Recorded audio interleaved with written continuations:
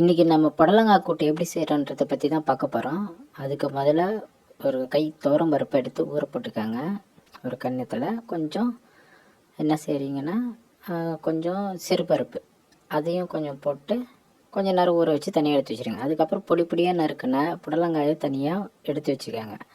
அப்புறம் ஒரு கைப்பிடி ஆனியன் அதை வெட்டி வச்சுக்காங்க. அதுக்கப்புறம் ஒரு குக்கரில் ஸ்லிம்மாக வச்சுட்டு அதில் ஊற வச்ச துவரம் பருப்பை போட்டுக்காங்க. ஒரு 1/2 கழித்து அந்த நல்லா ஊறி இருக்கும். அதுக்கப்புறம் அந்த துவரம் பருப்பை நல்லா துவரம் பருப்பு பாசிப்பயிரையும் போட்டுட்டு நம்ம பொடி பொடியாக நறுக்கி வச்சுருந்த புடலங்காயை அதில் போட்டுடுறோம்.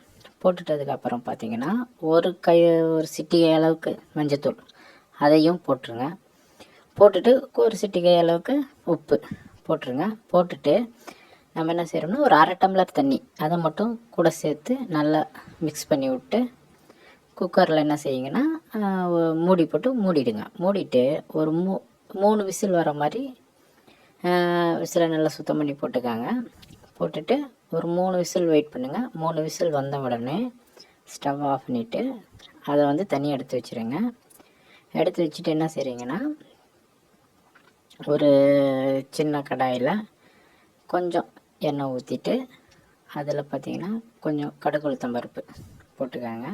போட்டுட்டு நம்ம வெட்டி வச்சுருந்த ஒரு காஞ்ச மிளகா 1, கொஞ்சம் வெங்காயம், அதுக்கப்புறம் கொஞ்சம் பெருங்காயத்தூள், ஏன்னா கொஞ்சம் பருப்புலாம் போட்டிருக்கோம்ல அதுக்கோசரம் ஜீரணமாகணுன்றக்கோசரம் பருப்புலாம் போட்டிருக்கோம். இப்போ என்ன செய்கிறோன்னா அந்த இதில் பார்த்திங்கன்னா நம்ம ஒரு மசாலா அரைச்சி வச்சுருப்போம். தேங்காய், பச்சை மிளகா, ஒரு ஸ்பூனு சீரகம் இதை அரைச்சி வச்சு அந்த அதில் ஊற்றிடுறோம். ஊற்றிட்டு மிக்ஸ் பண்ணிவிட்டு இப்போ வணக்கணும்ல அந்த லாஸ்ட்டாக அந்த தாளிப்பு எடுத்து அதில் போட்டு மிக்ஸ் பண்ணிட்டோம்னா முடிஞ்சது, அவ்வளோதான். இப்போ சுவையான புடலங்காய் கூட்டு ரெடி ஆகிடுச்சு. அப்படியே நம்ம சர்வ் பண்ணி சாப்பிட வேண்டியதான். இந்த வீடியோ பிடிச்சிருந்தா கண்டிப்பாக லைக் பண்ணுங்கள், ஷேர் பண்ணுங்கள், சப்ஸ்கிரைபர் பண்ணுங்கள்.